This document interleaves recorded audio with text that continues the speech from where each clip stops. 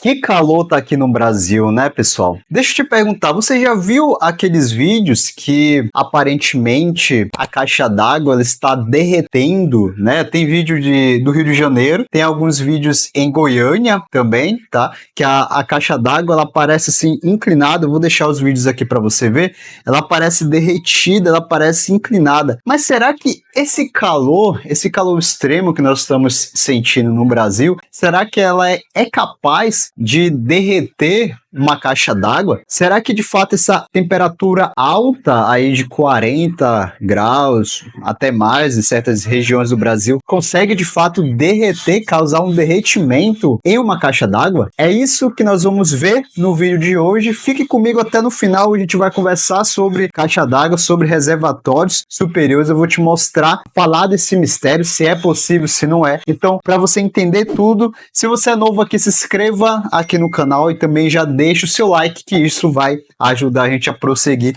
com bastante conteúdo aqui no nosso canal.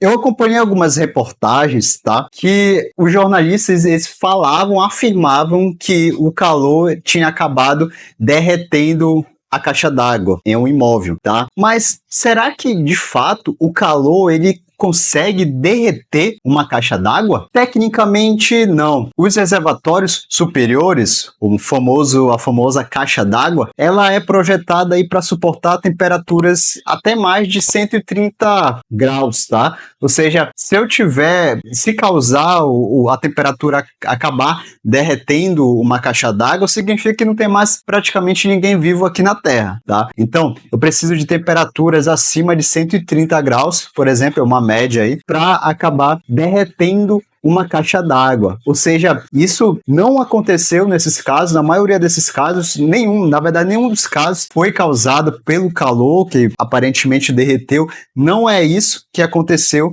nesses casos. Mas então, o que aconteceu nesses casos? É o seguinte, a maioria desses casos parece aí que derreteu, mas é causado por erros de instalação. O principal erro de instalação que a gente consegue ver nesses vídeos é que a base de assentamento desse reservatório, dessa caixa d'água, que é um dos itens mais importantes e fundamentais para a gente ter um bom funcionamento de uma caixa d'água, ele está instalado de maneira incorreta. Quais são os pontos? O reservatório, a caixa d'água, está com uma base no qual essa base ela é menor que a base do reservatório, ou seja, a caixa d'água ela acaba ficando até uma parte fora da própria base dela. Isso significa que se eu tenho ali um volume grande de água e essa água fica ali 24 horas agindo exatamente nesse ponto no qual o reservatório está passando, né? Com a força dessa água, com a carga dessa água, esse reservatório ele pode acabar trincando, certo? Ele trincou ali, ele pode acabar abrindo para esse lado, né? É o que acontece nesses casos. A base do reservatório era muito pequena, menor que a base do reservatório da caixa d'água, então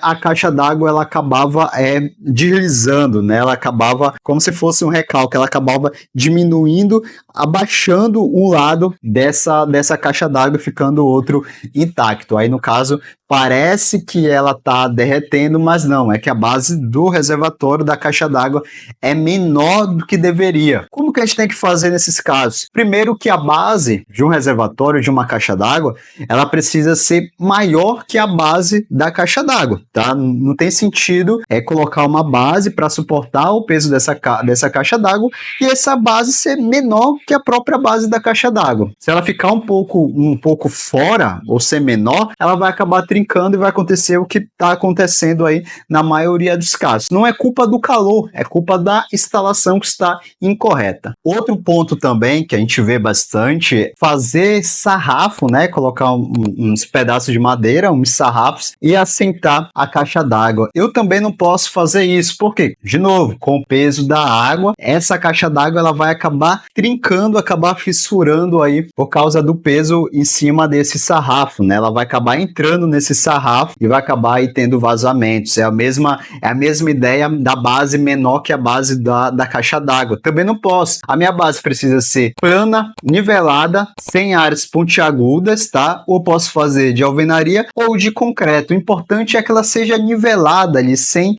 aspectos que podem acabar trincando ou acabar prejudicando o meu reservatório, a minha caixa d'água, tá? Fazendo isso, eu evito esse tipo de problema de derretimento da minha caixa d'água. Não é calor, é erro de instalação. Em um projeto hidráulico é apresentado todas essas características que precisam ter um reservatório, como a base, as dimensões da base dessa caixa d'água, como o volume do reservatório da caixa d'água, conforme ali o consumo da residência, da edificação, enfim, e as tubulações que precisam estar saindo ali da minha caixa d'água, muito bem dimensionada. Então, se você estiver precisando de um projeto hidráulico, não faça sua obra sem um projeto hidráulico, porque vai acontecer esse erro e muitos outros, tá? Não estou colocando praga, mas é o que a gente enxerga hoje quando eu tenho uma obra sem projeto hidráulico. A parte hidráulica ela fica escondida, as pessoas não dão muita atenção, mas quando o problema aparece para arrumar, o custo é muito mais elevado que um projeto hidráulico. Então, se você precisa estar na etapa de hidráulica e precisa de um projeto hidráulico, entre em contato conosco. E eu tenho dois principais tipos de reservatórios. Eu tenho o reservatório industrializado e o reservatório modado em loco. Começando pelo reservatório modado em loco, são aqueles reservatórios que já vêm junto com a edificação, que são ou em alvenaria ou em concreto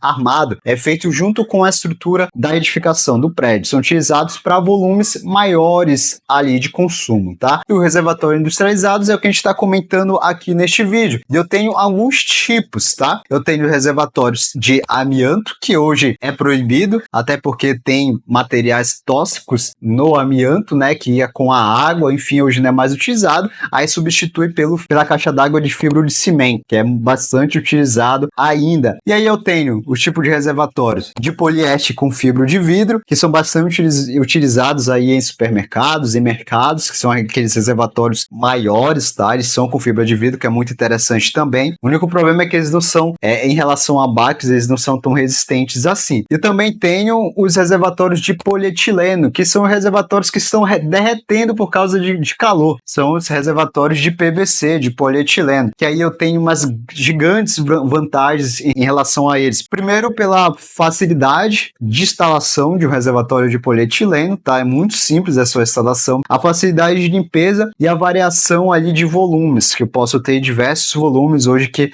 as indústrias estão trabalhando. Além disso, ele conserva bastante a água e ele não sofre tanto com o calor, como as pessoas estão achando. Eles não sofrem tanto com calor, tá? E se eu tiver mesmo assim algum tipo de problema, eu posso até utilizar algumas fibras para refletir esse calor e não chegar ali a afetar a água. Também temos os reservatórios industrializados de aço inox, são reservatórios ótimos, mas o custo é muito elevado, tá? Mas também existe, ou seja, eu tenho diversos tipos de reservatório que eu posso trabalhar. Hoje, nós trabalhamos mais aqui no Brasil, que a gente vê mais, são os reservatórios de polietileno, tá? São aqueles reservatórios azuis que a maioria das edificações, elas trabalham com ele e são excelentes. Esses reservatórios, essas caixas d'água, eles não vão derreter. E se você já viu algum tipo desse problema, ou se você já viu de fato uma caixa d'água derretendo, deixa aqui embaixo o seu comentário. Quero muito saber se você já viu a sua vivência em relação a isso. E não se esqueça de curtir esse vídeo e também ativar o sininho para o YouTube te notificar dos novos vídeos que nós formos lançar aqui. E eu te vejo semana que vem. Até a próxima. Tchau.